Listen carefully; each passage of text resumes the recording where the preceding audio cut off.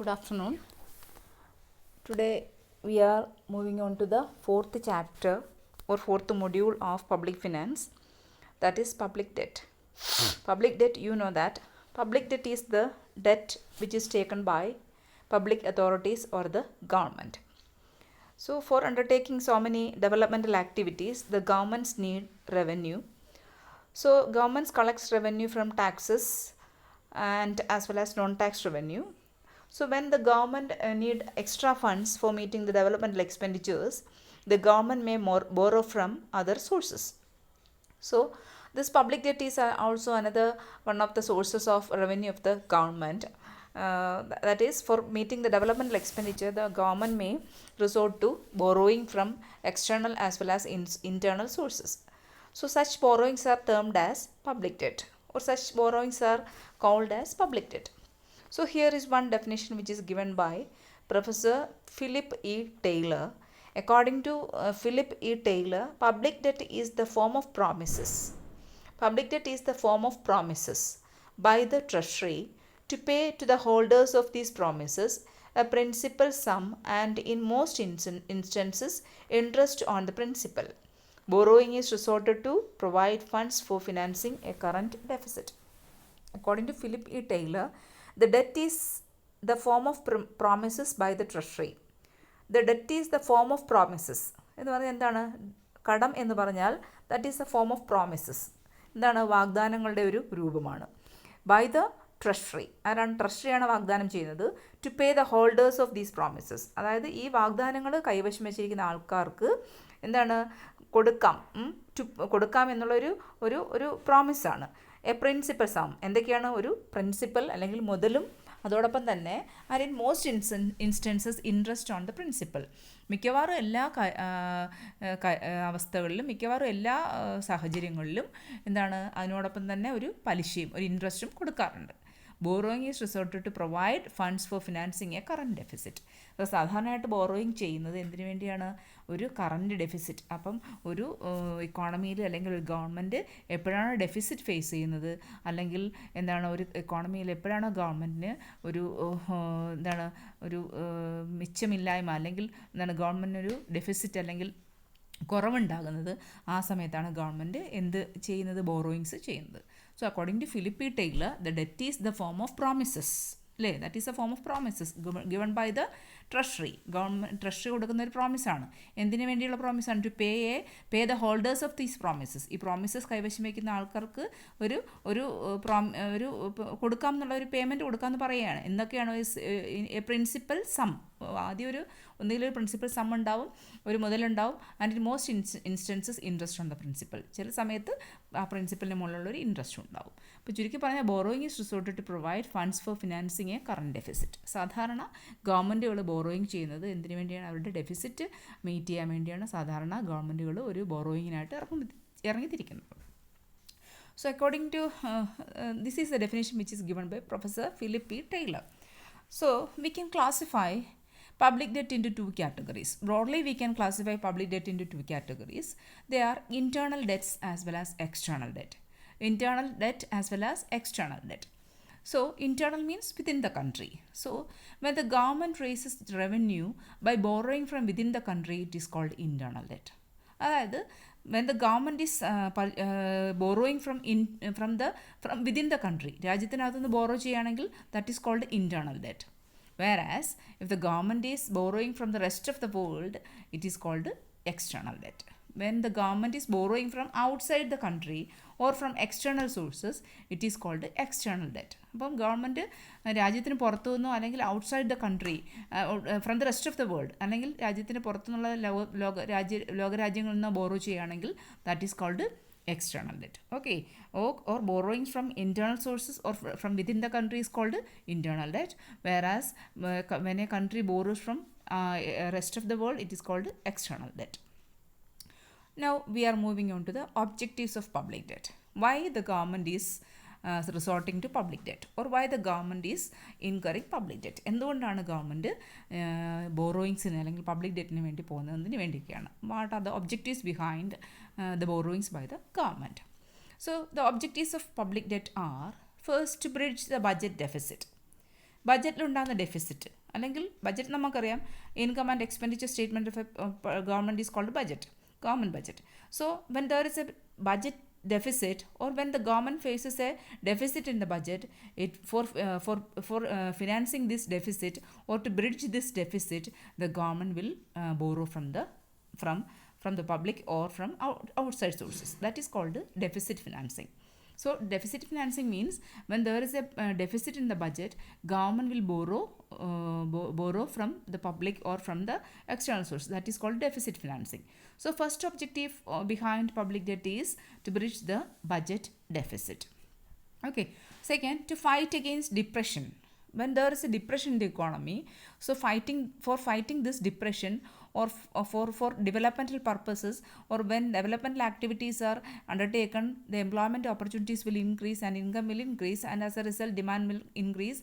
And for fighting such depressionary situations in the economy, government will resort to public borrowing. Then to check inflation. Whenever the government wants to check inflation, the government will borrow from the public. Then to finance economic development. So for financing economic development, that is for undertaking various developmental activities, government will need money. So for financing this economic development also, government will borrow from the public or from other sources. Then to meet unforeseen contingencies. So whenever there is unforeseen contingencies in the economy, whenever the government need unforeseen expenditures like drought, flood, etc., or pandemics, etc., the government will borrow from outside sources or from internal sources. So for meeting these unforeseen contingencies, government will borrow. Then that is an alternative source of income when taxable capacity is reached. Taxable capacity means the maximum limit of taxation. So when usually government collects revenue for meeting its expenditure. So when the government for meeting its expenditure, government will collect revenue. So whenever the government need revenue, it will raise the taxes. So after the taxable capacity is reached, the government cannot collect further taxes. അല്ലേ? ഇപ്പോൾ taxable capacity കഴിഞ്ഞ് കഴിഞ്ഞാൽ government വീണ്ടും tax collect ചെയ്യാൻ പറ്റില്ല. So when the taxable capacity is reached, the government will find funds from this external borrowing or from internal borrowing. So as an alternative source of taxable capacity, as an alternative source of income, the government will resort to public borrowing. That is, when the taxable capacity is reached, the government will borrow from the public. So after the taxable capacity is reached, government cannot borrow from the public.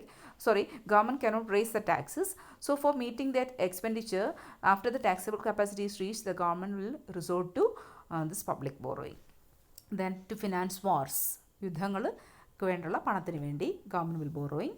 Then to finance public enterprises, പൊതുമേഖലാ സ്ഥാപനങ്ങളുടെ പ്രവർത്തനങ്ങൾക്ക് വേണ്ടി. To carry out welfare programmes, ക്ഷേമ പ്രവർത്തനങ്ങൾ ചെയ്യുന്നതിന് വേണ്ടി. To create infrastructure ഡെവലപ്മെൻറ്റിന് വേണ്ടി, അടിസ്ഥാന സൗകര്യങ്ങൾ, പശ്ചാത്തല സൗകര്യങ്ങൾ വികസിപ്പിക്കുന്നതിന് വേണ്ടി. For creation of productive assets, അതായത് ഉൽപ്പാദനപരമായ അസറ്റ്സ് ഉണ്ടാക്കുന്നതിന് വേണ്ടി. For creation of essential non income yielding assets എന്ന് പറഞ്ഞാൽ ഉദ്ദേശിക്കുന്നത് വെച്ചാൽ പബ്ലിക് ഗുഡ്സ്, അതായത് ജനങ്ങൾക്ക് വേണ്ടി പബ്ലിക് ഗുഡ്സ് കൊടുക്കുക. അതായത് പബ്ലിക് ഗുഡ്സ് പ്രധാനമായിട്ടും സ്ട്രീറ്റ് ലൈറ്റിംഗ്, ദെൻ അതുപോലെ തന്നെ പബ്ലിക് പാർക്സ്, ഇതൊക്കെ പബ്ലിക് ഗുഡ്സ് ആണ്. അപ്പോൾ അങ്ങനെയുള്ള പബ്ലിക് ഗുഡ്സ് കൊടുക്കുന്നത്. Essential non income yielding assets, ഇവയെന്ന് പറഞ്ഞാൽ നോൺ ഇൻകം ഈൽഡിങ് ആണ്, ഗവൺമെൻറ്റിന് വരുമാനം കിട്ടാത്തവയാണ്. അപ്പോൾ അതൊക്കെ പ്രൊവൈഡ് ചെയ്യുന്നതിന് വേണ്ടിയും ഒക്കെ ഗവൺമെൻറ് എന്ത് വാങ്ങാറുണ്ടോ, പബ്ലിക് ഡെറ്റ് വാങ്ങാറുണ്ട്. So these R the objectives behind public debt. One is to bridge the budget deficit, then to fight against depression, then to check inflation, then to finance economic development, to meet unforeseen contingencies, an alternative source of income and taxable capacity is reached, to finance wars, to finance public enterprises, to carry out welfare programs, to create infrastructure, for creation of productive assets, and for creation of essential non-income yielding assets like public goods. Okay, these are the objectives behind the public debt. Now we are moving on to sources of public debt. നമ്മൾ ബിഗിനിങ്ങിൽ തന്നെ പറയും there are mainly two sources of public debt. പ്രധാനമായിട്ട് രണ്ട് സോഴ്സാണ്, internal sources and external sources. That is, internal sources means the government can borrow from the internal sources like individuals, financial institutions, commercial banks, and from the central bank. That is the internal sources of the government. These are the internal sources of the government. That is, the government borrows from individuals from within the country, financial institutions from within the country, commercial banks within the country, and from the central bank. So all these are the internal sources of public debt. Then external sources consist of individuals as well as banks, then international institutions like IMF, IBRD, ADB, etc., and as also from foreign governments. Government will borrow from international institutions like International Monetary Fund, the National Bank for Reconstruction and Development, that is IBRD, then ADB, Asian Development Banks, etc., as well as from the foreign governments. So thus there are two sources of borrowings, that is internal sources and external sources. Internal sources includes individuals, financial institutions, commercial banks, as well as from central bank, as well as external sources include the individuals and banks, then international organizations like IMF, IBRD, then ADB, etc., then also foreign governments. Now we are moving on to classification of public debt. What are the different types of public debt? Public debt നമുക്ക് ഏതൊക്കെ രീതിയിൽ classify ചെയ്യാം എന്നുള്ളത്. And the first classification of public debt is voluntary and compulsory. Voluntary means എന്താണ് സ്വമേധയാ കൊടുക്കുന്ന, compulsory means നിർബന്ധപൂർവ്വം വാങ്ങുന്നത്. Voluntary debt is the debt which is paid without any legal enforcement. അതായത് നിയമം മൂലം നമ്മൾ നിയമം മൂലം എൻഫോഴ്സ് ചെയ്യുന്നുണ്ട്, നിയമം മൂലം നമ്മൾ ഒരാളെ പ്രേരിപ്പിച്ചുകൊണ്ട് വാങ്ങാത്ത ഡെറ്റിനെയാണ് നമ്മൾ വോളണ്ടറി ഡെറ്റ് എന്ന്. Voluntary debt is the debt which is paid without any legal enforcement. നിയമപരമായിട്ട് യാതൊരു പ്രേരണയും ഇല്ലാതെ കൊടുക്കുന്നത്, നിയമപരമായിട്ട് യാതൊരു ബാധ്യതയില്ല കൊടുക്കണമെന്ന്, അങ്ങനെ യാതൊരു പ്രേരണയും കൂടാതെ കൊടുക്കുന്ന ഡെറ്റിനെയാണ് നമ്മൾ പറയുന്നത് വോളണ്ടറി ഡെറ്റ് എന്ന് പറയുന്നത്. Whereas compulsory debt is legally forced in nature. So that is the debt which government is forcing legally. Here people have no option but they have to pay the debt. ഇവിടെ എന്താണ്, ആൾക്കാർക്ക് ഒരു ഓപ്ഷനും ഇല്ല, അവർക്ക് എന്ത് കൊടുക്കണം, ഈ ഡെറ്റ് കൊടുത്തേ പറ്റൂ, തിരിച്ചു കൊടുത്തേ പറ്റൂ. അപ്പോൾ കമ്പൽസറി ഡെറ്റ് എന്ന് പറഞ്ഞാൽ it is legally enforced in nature, as well as the people have to repay the debt. There is no option for the people other than to repay the debt. That is compulsory debt. അപ്പോൾ voluntary and compulsory debt, that is the first classification of public debt. Then second, funded and unfunded debt. Funded debt and unfunded debt, that is the second classification of public debt. Funded debt means long-term debt or definite period debt. Funded debt is long term or definite period debt. അതായത് ദീർഘകാലത്തേക്കുള്ള ഒരു ഡെറ്റാണ്, അല്ലെങ്കിൽ ഒരു നിശ്ചിത പീരീഡിലേക്കുള്ള ഡെറ്റിനെയാണ് നമ്മളെന്ത് പറയുന്നത്, funded debt എന്ന് പറയുന്നത്. അതായത് there is A proper agreement between the people and there are terms as well as conditions for repayment as well as the percentage of interest payable is also declared. So in the case of funded debt, we can see that that is a type of long term debt or it is a definite period debt. കൃത്യമായ ഒരു period ഉണ്ടാവും, ഒരു നീണ്ട കാലത്തേക്കുള്ളതായിരിക്കും.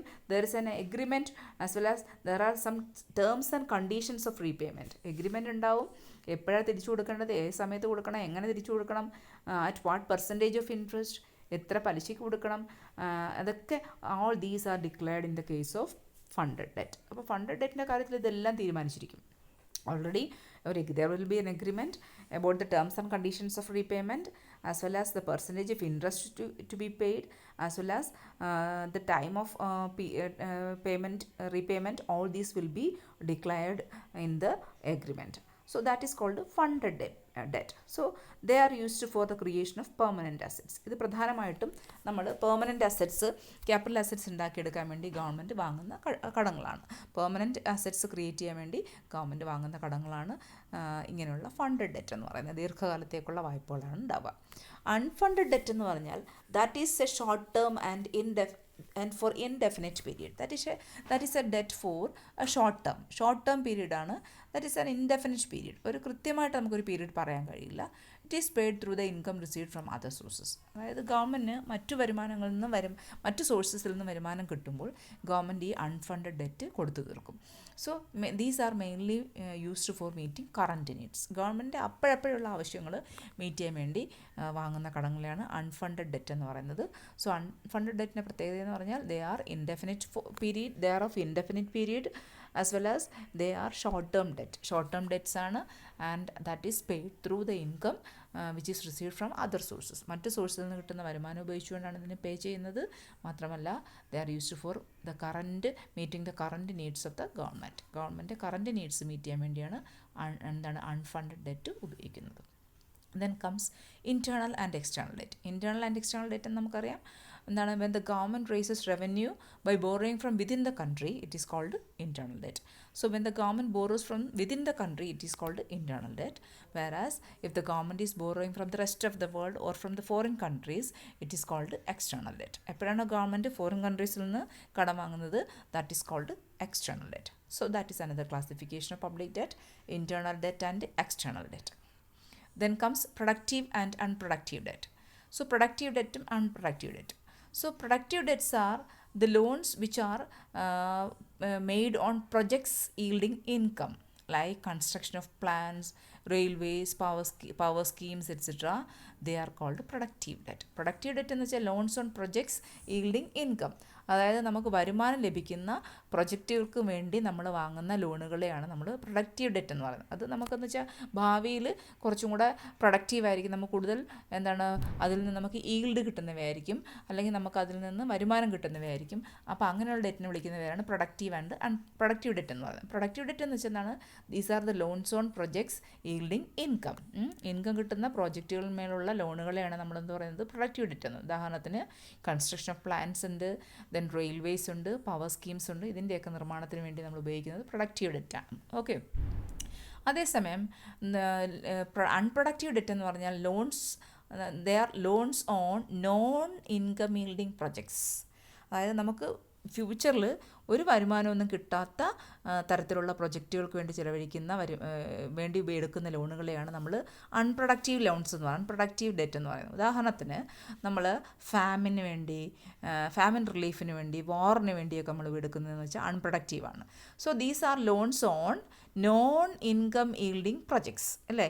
Loans on non income yielding projects are called unproductive loans.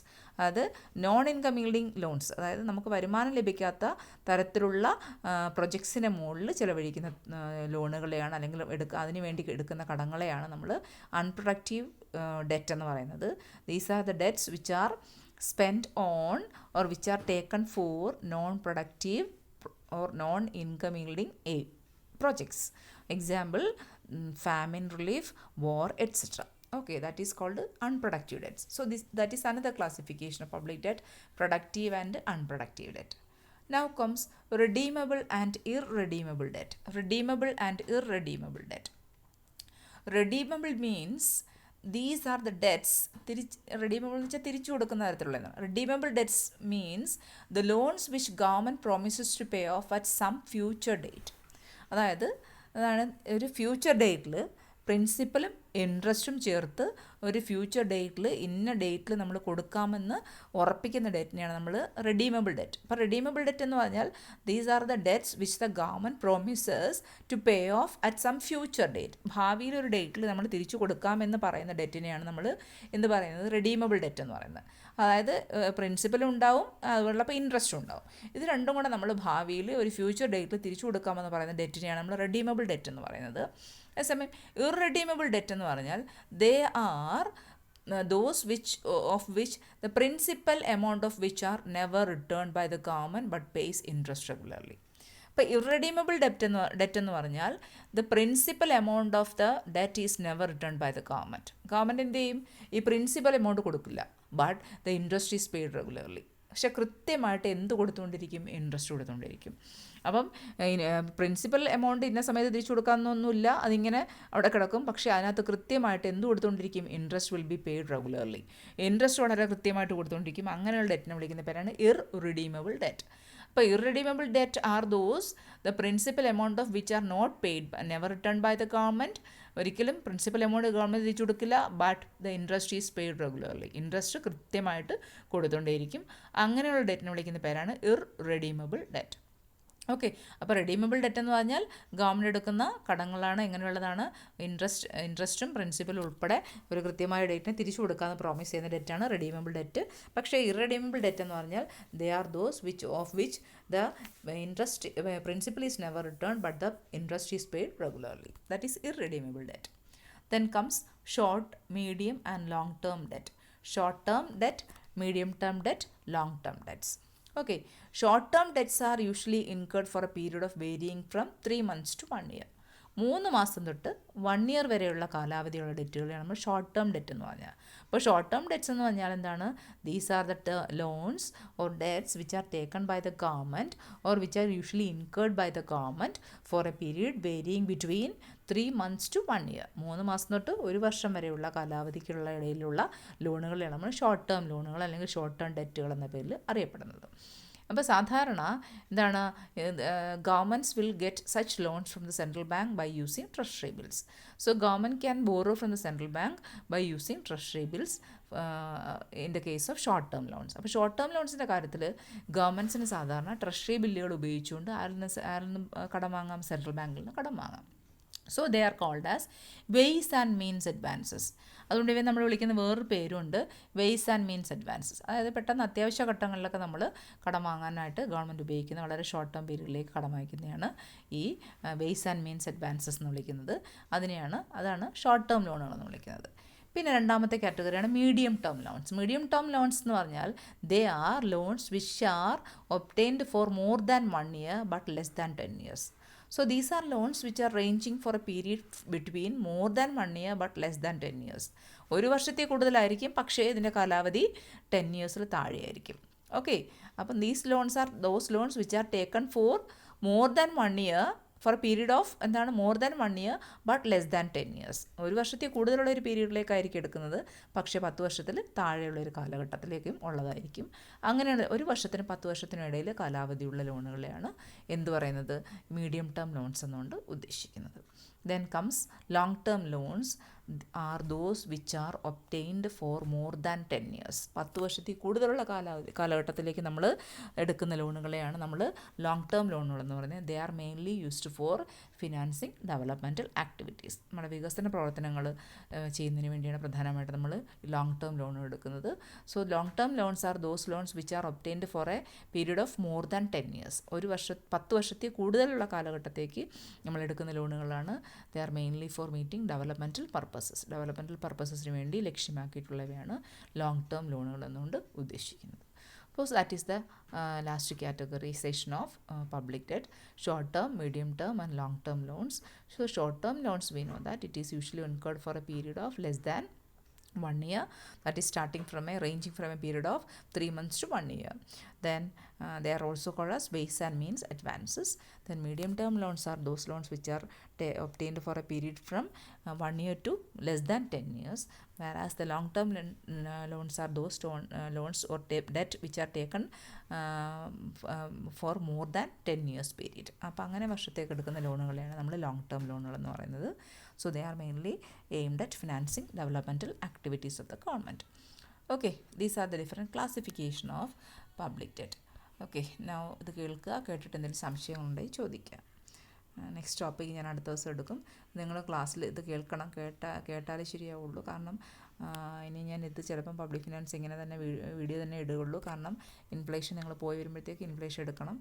അതുകൊണ്ട് അങ്ങനെ തന്നെ എടുക്കുകയുള്ളൂ. Okay, കേൾക്കുക, സംശയങ്ങൾ ചോദിക്കാം.